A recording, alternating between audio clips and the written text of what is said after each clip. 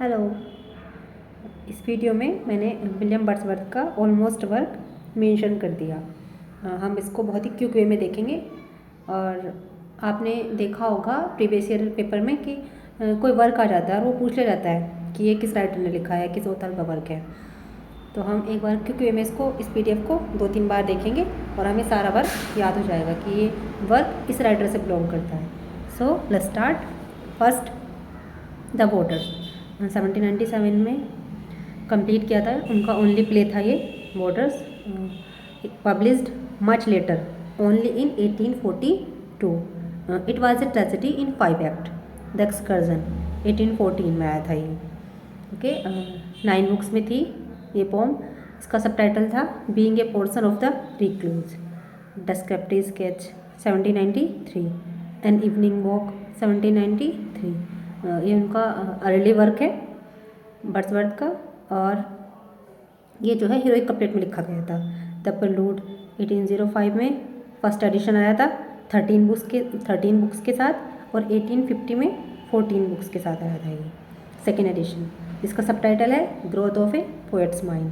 The recluse, ये इनका unfinished work है वर्ड्सवर्थ का। टिंटन एवे बहुत ही इंपॉर्टेंट है ये 1798। ये लास्ट पोएम है लिरिकल वैलेट की। 3 years she grew in sun and shower. अच्छा, ये जो 5 पोएम्स हैं ये लूसी सीरीज की हैं, मैं इनको पढ़ रही हूँ एक बार।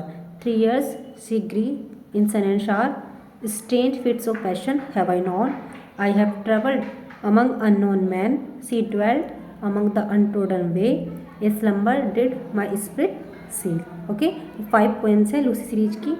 इसमें जो ये वाली पोएम है, अगर इसको निकाल दें, आई have travelled among unknown man, इसको अगर हम एक्सक्लूड कर दें तो बाकी की जो ये 4 पोएम हैं ये जो पब्लिश हुई थी ये उसमें उसके लिरिकल वैलेट के सेकेंड एडिशन में जो 1800 में आया था उसमें हुई थी। और आई have travelled among unknown man ये हुई थी थोड़ा बाद में। Next question, Lucy grey. हाँ, ये लूसी ग्रे पोएम अलग है, मतलब आपको ये भी याद रखना है कि ये Lucy grey poem Lucy series की नहीं है।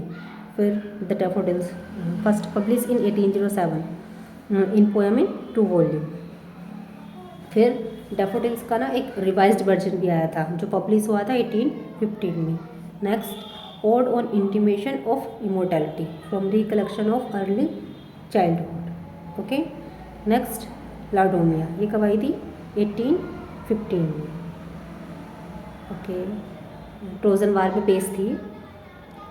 नेक्स्ट, टू मिल्टन और लंदन 1802, ये कब आया था? ये उन्होंने डेडिकेट किया था विलियम वर्ड्सवर्थ ने मिल्टन को। द सोलिटरी रिपर 1807, 2 वॉल्यूम्स में आई थी ये। Next, next, the world is too much with us, compose हुई थी 1802 में और पब्लिश हुई थी 1807 में। ये एक पेट्रार्कन सोनेट है। It is a beauteous evening calm and free, ये। और the rainbow it is also known as my heart leaps up. Okay, wrote in 1802, published in 1807, poems in 2 volume. Okay, to the cuckoo, to the skylark, Michael 1800, the idiot boy, क्यों चलेंगे, Peter Bell, ode to duty, Matthew, याद रखना है सब ये। 2-3 बार इसको पढ़ लो, 2-3 बार तो याद हो जाएगा। VR7 बहुत अच्छी है ये, मैंने इसकी story. The leech gatherer composed upon Westminster Bridge, she was a phantom of delight, sonnet on sonnet or scorn not the sonnet. Okay, the white doe of Ralston, the affliction of Margaret, the old Cumberland beggar, nutting. Okay, the Wagner, guilt and sorrow, to a butterfly, yew trees, guide to the lakes, sonnet from the river Dedon after thought. Okay, Michael, the tables turn, written in London, oh friend no not. Okay, by the sea, Alice fell or poverty.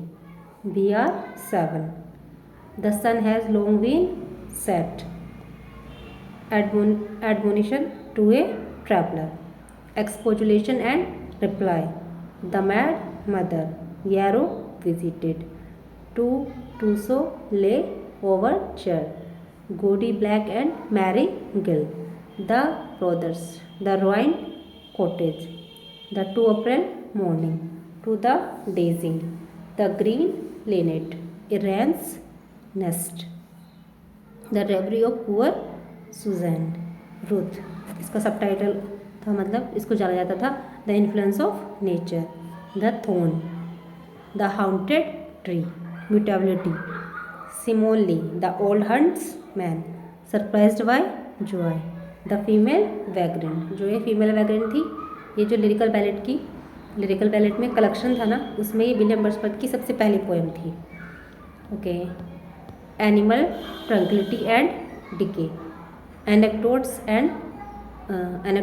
for father, the last of the flock, the lesser Clandine, written in early spring, on the extinction of the Venetian Republic, the Westmoreland girl, the widow